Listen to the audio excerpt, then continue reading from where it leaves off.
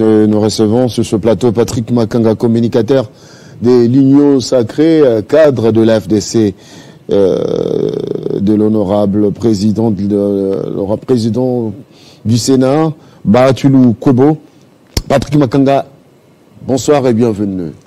Bonsoir, cher Crispin Chibassou, et merci pour l'invitation de ce soir. Alors, dites-nous comment se porte l'Union Sacrée après l'acquittement des Camérés. Est-ce qu'on a tendance à dire bien, bon, l'enveloppe se remplit avec l'arrivée des Camérés?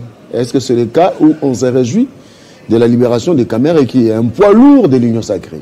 En principe, sa libération, c'est un plus au sein de l'Union Sacrée qui, en principe, nous donne la joie, parce que nous avons toujours voulu et prêché à ce que nous puissions avoir une union sacrée comme un bloc inextricable où nous travaillons tous ensemble en symbiose. Mais ce qui est vrai, on doit aussi, c'est dire que nous ne sommes pas dans une église. Il y a maintenant certaines pratiques aussi qui essaient de voir les jours, même surtout au sein de l'Union Sacrée, où on voit qu'il y a de ceux-là, pour des raisons de positionnement, ils se disent, ben, on doit essayer d'écarter d'autres personnes, telles qu'aujourd'hui, voyons qu'il y a le président du Sénat qui est victime de tout et de rien aujourd'hui. Parce que ce matin, j'ai vu un autre monsieur tenir des propos du genre qu'il a acheté l'hôtel Memling, il y a la parcelle qu'il a achetée en bonne et due forme, on dit que non, cela appartient à l'église SCC, pardon, qu'il est détenteur d'un certificat d'enregistrement en bonne et due forme. Or, nous savons tous très bien que les certificats d'enregistrement, c'est le seul document inattaquable après une certaine période définie par la loi. Aujourd'hui, il ne sait plus acheter une parcelle malgré la présence de certificat d'enregistrement. Pourquoi? Parce que il s'appelle président du Sénat, il s'appelle un poids lourd, même dans la classe politique du Congo, dans la classe politique congolaise, et que c'est un homme à battre pour des raisons de positionnement politique. Donc ça, c'est vraiment très regrettable. On lui attribue maintenant tout. Hein. Donc dans les jours qui arrivent, on dira aussi que le président du Sénat, la voiture avec laquelle il roule ne lui appartiendrait pas. Disons, parlons les choses clairement. Est-ce que, avec la libération des Camérés, le président Bahati se sent en disgrâce auprès du chef de l'État? Non, mais pourquoi? Non, pourquoi? Parce que le président Bahati est le président du Sénat. Il exerce comme tel. Non, le problème, c'est quoi? Le problème, c'est que les gens, maintenant, on doit reconnaître le fait que beaucoup se sont lancés dans une course de positionnement politique. Qui dirait, non, je vais devenir Premier ministre, il faut éjecter Bahati Lukwebo. Non, qu'est-ce qu'on peut faire? Il faut monter des cabales, travailler l'opinion pour jeter de l'opprobre en la personne du président du Sénat. Parce que plus nous lui jetons de l'opprobre, plus il est mal vu, plus on aura la possibilité de l'écarter. Parce que politiquement parlant, c'est un monsieur qui c'est un négocié, qui n'est pas conflictuel. Il représente tout un poids politique, et un grand parti politique comme l'AFDC allié, qui a un poids politique hors pair, et puis en termes de nombre... Non moindre, c'est le cas de le dire, mais je m'excuse. Vital Caméré de Walungu, Baatulou Kobo aussi de Walungu, et les deux poids lourds pèseraient dans la balance auprès du chef de l'État. Eh bien, il faut choisir un. C'est le cas. Aujourd'hui, pensez-vous qu'on a choisi Caméré au détriment des Bahati? Non, mais nous ne sommes pas encore à ce niveau. On ne voit pas concrètement quel est le point, visiblement parlant. Apparemment, ne voyons pas encore un élément qui pourrait faire en sorte qu'il y ait des tractations, ou soit un conflit entre ces deux personnalités, malgré ou bon gré étant issus du même coin, vous voyez un peu, mais néanmoins, nous fustigeons certains comportements des gens au sein de l'Union Sacrée pour des combats politiques. Maintenant, on s'attaque à sa vie privée. Tout le monde sait que c'est un monsieur qui est dans l'immobilier. Tout le monde sait que non, c'est un homme d'affaires. Il a été, c'est pas maintenant qu'il est devenu quand il est chez le président du Sénat.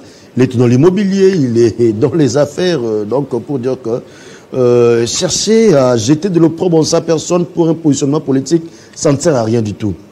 Il y a les conflits de la parcelle avec l'église le CC, pendant qu'il a, c'est un bon acquéreur qui a acheté une parcelle en bonne et due forme parce qu'il y avait tous les documents et surtout les certificats d'enregistrement, qui est les documents inattaquables 5 ans après, parce que on donne, les conservateurs donnent une durée de 5 ans pour quiconque contre la délivrance d'un certificat d'enregistrement, de venir soumettre une opposition.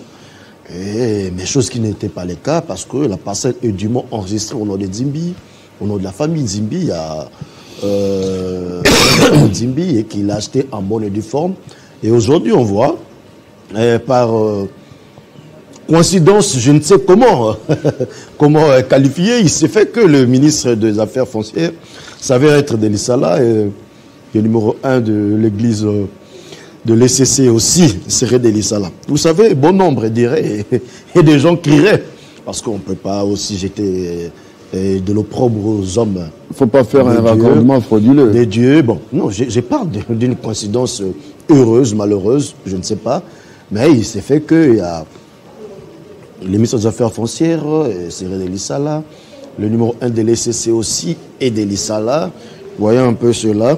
Bon nombre pourrait crier à une guerre politico-tribale contre le président du Sénat. Bon nombre crierait, mais nous pensons que nous ne sommes pas sur cette lancée.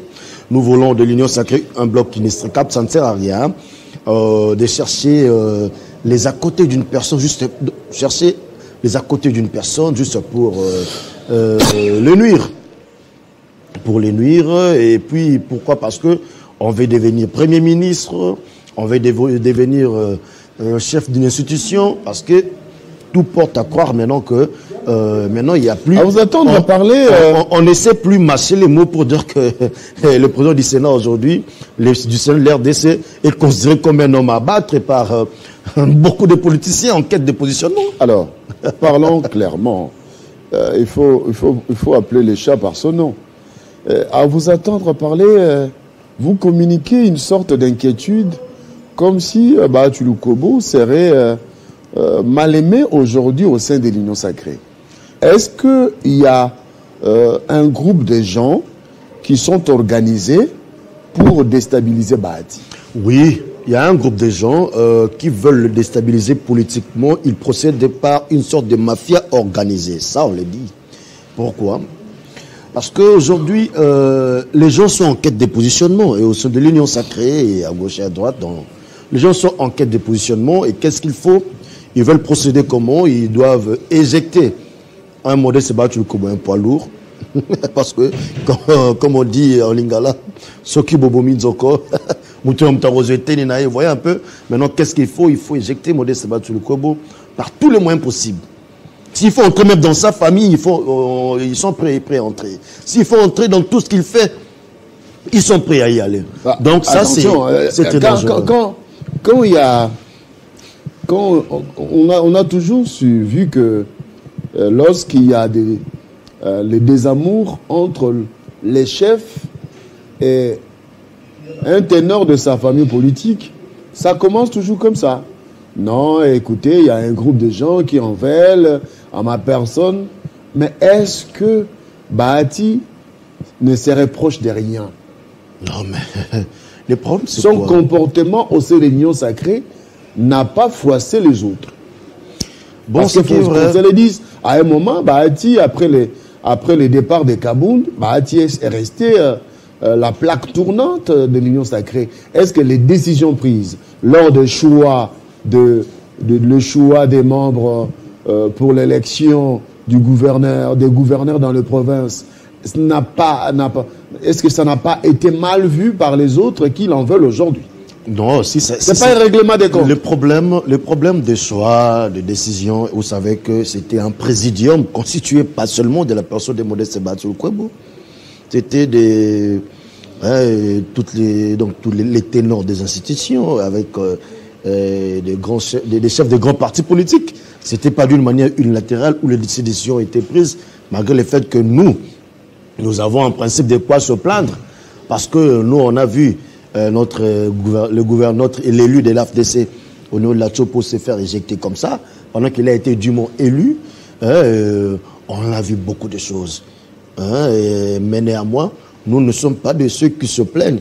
Parce que notre travail n'est pas dans le sens à vouloir beaucoup plus scander et prioriser nos propres intérêts plutôt que ceux de la nation. Ouais. Mais aujourd'hui, si nous fustigeons, aujourd'hui, c'est parce qu'on voit que maintenant le combat a quitté le terrain politique, parce que c'est un terrain où beaucoup de gens n'ont pas réussi à l'abattre.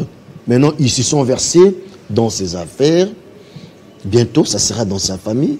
Ils vont aller jusqu'où? Parce que sa personne, on l'a vu déjà, il y a des gens qui ont voulu même discréditer un tel monsieur. C'est un monsieur qui a commencé des affaires, c'est pas aujourd'hui. Ouais. C'est un monsieur qui évolue dans l'immobilier, tout le monde le sait. C'est un homme d'affaires. Je me pose des questions ouvertement. Regardez. Ça, c'est une mafia qui essaie de voir le jour pour essayer de déstabiliser le président. On regarde des événements qui se sont déroulés au Palais du Peuple, où le président du Sénat a fait un choix pour la représentativité du Sénat au niveau de la Cour constitutionnelle, mais ça bat de l'aile. Aujourd'hui, vous parlez qu'il y a une cabale montée contre Bathilou Kobo. C'est un fin politique. On parle de lui. Est-ce qu'il n'y a pas l'anguille sous roche en rapport avec 2023? Écoutez, bon, ce qui 2023, c'est les élections. Hein.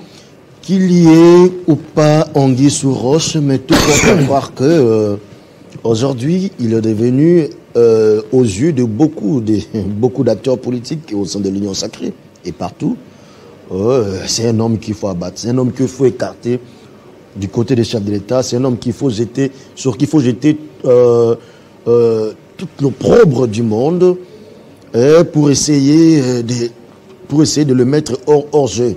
Or, oublions que les alliances en politique se font sur base de poids politique. Qu'est-ce que nous apportons les alliances se font et se défont. Qu'est-ce que nous apportons dans la famille politique? En rapport avec ce qui s'est passé au niveau de l'Assemblée, au niveau du Sénat pour le choix du juge, nous osons croire que ce n'était que nous n'avons demandé que le respect de principe. Je vais poser la question. Nous avons demandé le respect de principe et us et coutumes parlementaires qui n'avaient rien à voir avec les humeurs des individus. Voilà. Je vais poser la question directement pour les téléspectateurs qui nous suivent. Est-ce que Bathilou Kobo serait dans la démarche de regagner le FCC? Parce qu'on a vu, on a cette image où Bathilou Kobo s'empresse pour aller saluer Maman Olive Lembe. Ça a été commenté dans l'opinion. Il n'était pas le seul, on dirait. Il y avait aussi les premiers ministres, ils s'empressent aussi pour aller au FCC. Il y a aussi le Premier ministre Sama Lokonde, il s'empresse aussi pour aller au FCC. Il y avait aussi le président de l'Assemblée nationale, M. Mbosso Kodiapwanga. Il s'empresse aussi, lui, pour aller au FCC. Donc, tout ça, voilà, c'est ce que je vous dis. Tout tourne maintenant. Il y a des machines. Il y a des machines, il y a une mafia mise en place où tout doit tourner autour de la personne des Modeste Bathilou Kobo. Parce que l'enjeu, c'est quoi? Les gens savent qu'aujourd'hui, un monsieur, un routier, un grand routier de la politique congolaise comme Modeste Bathilou Kobo, à côté d'un chef de l'État conflit, Antoine Tshisekedi Tshilombo, en tout cas, c'est un duo qui peut apporter des grandes choses à la population congolaise, d'abord, en premier lieu, et à l'Union sacrée dont nous sommes aujourd'hui membres. Alors, est-ce que Bahati ne serait pas en train de se victimiser, sachant que, selon le respect de la géopolitique, on ne peut pas choisir des personnalités d'un même coin. L'autre Premier ministre, l'autre président du Sénat, il faudra que l'un puisse laisser la place à l'autre. Eh bien, Bathilou Kobo se lance déjà dans la victimisation pour que l'opinion puisse toujours, comme toujours, avoir pitié de lui. Il a été victimisé. Voilà, c'est les mal-aimés. Hein? C'est un peu ça la stratégie. Non, il y a ceci. On ne se victimise pas en restant chez soi et que l'autre te cherche tes problèmes. Quand on voit ces officines politiques envoyer un journaliste, que, en tout cas, je ne sais pas si je dois citer son nom, c'est votre confrère, Edmond Izouba. Il n'est pas de Télé 50, hein, parce que ici, ce genre de choses ne sortent jamais dans votre chaîne, ce qui prouve même votre professionnalisme. Ça, c'est en passant. On a envoyé un journaliste, c'est Izouba, venir dire que non, la parcelle du professeur Modeste Bahatulukwebo ne lui appartient plus, ça appartient à l'église du Christ au Congo. Alors, sur cet état des choses, nous parlerons d'une victimisation ou bien d'une provocation? Alors, si nous partons sur l'angle de la provocation, c'est là où nous verrons et constaterons qu'il y a une cabale montrée, une guerre ouverte maintenant contre le président du Sénat par beaucoup de politiques qui sont en quête de positionnement. Je vous ai fait part d'une indiscrétion ici. Je pensais qu'on pourrait, ça piquerait même votre curiosité. J'ai dit que non. Voyez cette coïncidence.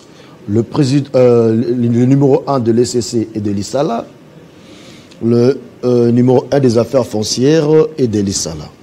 Allez-y comprendre. Donc, Molendo Sakombe de l'ISALA, le numéro 1 de l'ECC et de l'ISALA. Maintenant, la parcelle que le professeur Modeste Bahatulukwebo a acheté en bonne et due forme ne lui appartient plus. Ah, donc, pour dire que des gens de bonne foi en train de nous écouter, de ma façon d'aborder les choses, eux n'aborderaient pas les choses dans le sens à parler d'une victimisation. Merci beaucoup pour vous. Sinon, les choses ne seraient pas vues dans ce sens-là parce que lui était dans son coin.